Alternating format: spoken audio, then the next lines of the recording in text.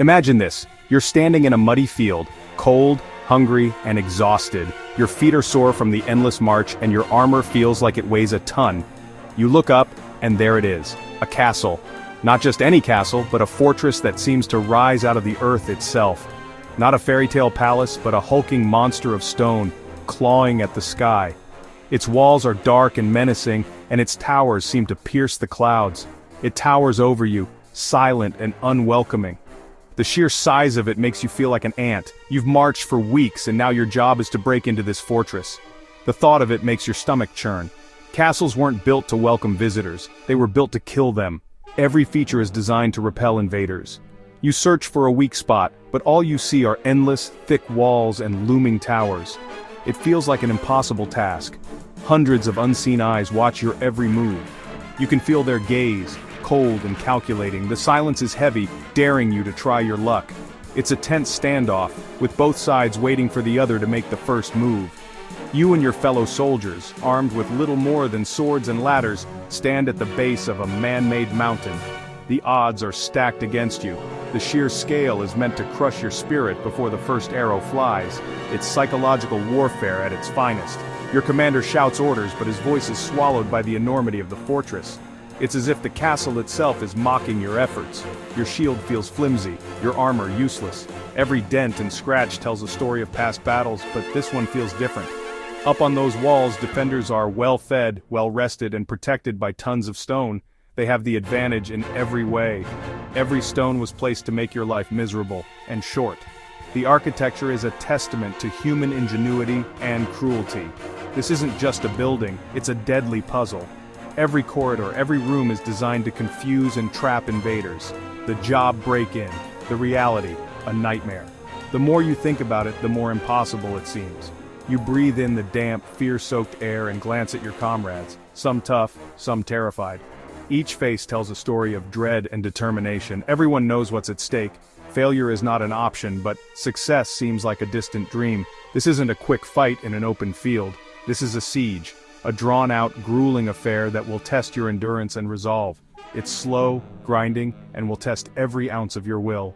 The days will blur together, each one more exhausting than the last. The castle doesn't need to do anything yet. It just stands, a monument to power. Its very presence is a challenge. And as you stand there, small and insignificant, it feels like the castle has already won the first round. The psychological battle is just as important as the physical one. The job has begun, and it's already the worst day of your life. Welcome to the siege. This is just the beginning of a long and arduous journey. Let's get one thing straight. A castle wasn't just a fancy home or a symbol of wealth. It was a purpose-built military machine, the medieval equivalent of a fortress or bunker, engineered for survival in a world of constant threats. Every design choice, from the thickness of the walls to the narrowness of the windows, was about defense and survival. A handful of determined defenders could hold off a much larger, better-equipped army for weeks, sometimes even months, thanks to these features. Castles were statements, "This land is mine, good luck taking it." Their very presence was a warning to would-be invaders. They were power bases, barracks, supply depots, and safe houses, all in one, supporting both soldiers and civilians during a siege. Everyone inside had a role in defense. Blacksmiths forged weapons, cooks kept everyone fed, even children helped carry supplies or messages. The whole community became part of the war effort, working together to withstand whatever came their way. When an enemy army appeared, the castle didn't just lock up, it came alive, transforming into a defensive organism ready for battle. Think of a castle as military hardware, not just a building. It was a living, breathing war machine. It was the ultimate defensive weapon of its time, unmatched in its ability to protect those within. Every stone was a line in the story of survival, each one placed with care and purpose. Mistakes weren't allowed. A weak wall or a poorly placed gate could mean disaster for everyone inside. Castles were built by people who knew their lives, and the lives of their families depended on every detail being perfect. They weren't just homes, they were machines of war, designed to withstand the harshest tests of medieval conflict. Every inch was designed for one thing, to keep the enemy out, no matter the cost. And for centuries, these stone giants did just that, standing strong against the tides of war and time. Attacking a castle was like peeling a deadly onion, layer after brutal layer, each more dangerous than the last. Every step forward was a gamble with your life, and every stone was placed with purpose. First, the moat, sometimes filled with water, sometimes dry and lined with spikes or traps. Either way, it slowed you down and left you exposed to the defenders above, arrows and rocks raining down. Survive that, and you face the outer wall, massive, thick, and bristling with towers that loomed overhead, daring you to come closer. These towers weren't for show. They created deadly crossfires for archers, who could strike from multiple angles, making every approach a nightmare. Placing a ladder or siege tower meant running a gauntlet of arrows, boiling oil and stones hurled from above. Every second in the open was a second closer to death. If you made it over, you landed in the outer bailey, the killing ground, where defenders could regroup and launch counterattacks. Now you're trapped between the outer and inner walls, completely exposed, with nowhere to hide and no cover from the relentless assault. Archers on the inner wall rained death down on you, their arrows finding gaps in armor and shields. This layered design was genius. Each step forward was a step into a trap, carefully engineered to sap your strength and morale. At the heart was the keep, the last stand, with its own supplies, thick walls, and desperate defenders ready to fight to the end. Even if the rest fell, the Lord and his best could hold out here, sometimes for weeks or even months, hoping for relief. Every layer was designed to wear you down, bleed your army, and break your spirit, turning hope into despair.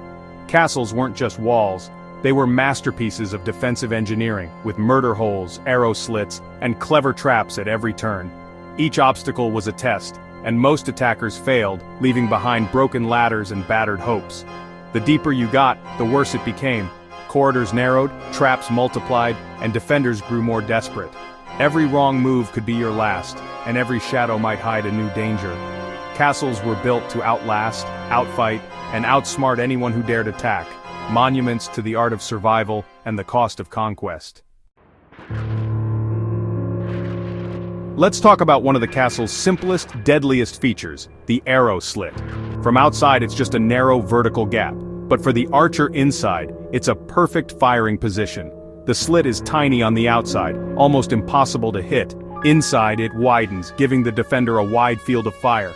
The archer can aim left, right, up, and down, all while staying protected. For attackers, shooting back is nearly impossible. Arrow slits came in different shapes, vertical for longbows, cross-shaped for crossbows. Each design gave defenders more options, more angles, and more safety. A few hundred archers behind arrow slits could hold off thousands. The wall became an active weapon system, not just a barrier. Simple, brutal, and effective. Sometimes the best defense is just smart design. For attackers, the only warning was a glint of steel before the arrow struck. The message was clear: get close, and you're in the danger zone. You've breached the gatehouse, congratulations, now look up. Above you, murder holes. Defenders drop boiling water, hot sand, rocks, anything to kill or maim. Oil was rare, but hot sand, cheap, nasty, and it burned for hours. The gatehouse was a fortress within a fortress, with multiple portcullises to trap attackers. Imagine being stuck in a stone box, with death raining from above. The murder hole was pure psychological warfare, turning your momentum into a deadly trap. Defenders didn't need skill, just gravity and cruelty. Every step forward cost blood. The castle's philosophy: make every inch a nightmare for attackers. The closer you got, the worse it became. For the trapped soldier, it was a terrifying end. The castle always had one more nasty surprise. The drawbridge, iconic but deadly. When down, it's a bridge. When up, it's a wall. Some were designed to flip, dumping attackers into the moat, sometimes onto sharpened stakes. The drawbridge was a trap, not just an entrance. Attackers had to cross it, but defenders controlled every move. The machinery was deep inside, protected and guarded. You couldn't just sneak in and lower it. The drawbridge, portcullis, and murder holes made the entrance a death trap. For attackers, it was a constant reminder: you're not welcome here. For defenders, it was the ultimate symbol of control. Sometimes a castle's greatest weapon was time. Armies couldn't fight forever, soldiers needed food, supplies, and morale. Defenders stocked up, turning the castle into a giant stone pantry. A well-prepared garrison could outlast attackers for months, even years. Attackers faced long, vulnerable supply lines and disease-ridden camps. As weeks dragged on, the besiegers grew weaker, sicker, and more desperate. The castle was built for the waiting game. Wells, cellars, livestock, all inside. Winter, hunger, and boredom became the enemy's worst foes. Most sieges failed not by force, but by attrition. The defenders just had to outlast the enemy. The castle didn't need to win a battle, just survive. Time was the silent, invisible defender. Doing nothing and doing it better than the other guy was the ultimate dirty job. In the end, patience was deadlier than any sword. Castles fought with fear as much as stone. Their size and strength were meant to crush morale before the first arrow flew. Defenders amplified this with bonfires, taunts, and noise, keeping attackers anxious and exhausted. Surprise raids, sorties, kept the enemy on edge, never safe, even in their own camp. The castle was a predator's lair, not just a fortress. Psychological warfare wore down the will to fight.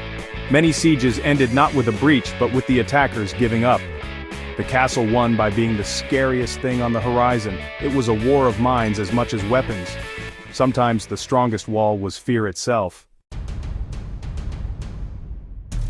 Cannons ended the age of castles, but their legacy endures. These ruins are monuments to ingenuity, endurance, and the will to survive. Legendary sieges like Kenilworth or Crac des Chevaliers became the stuff of legend. Castles still capture our imagination as symbols of strength and security. A man's home is his castle. The phrase endures for a reason. When you see a castle, you see a story of survival and defiance. Every arrow, slit, moat, and drawbridge whispers tales of war and courage.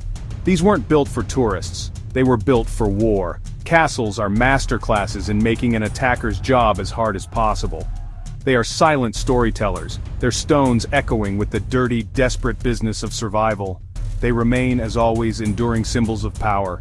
The fortress stands, defiant, unbroken, and unforgettable.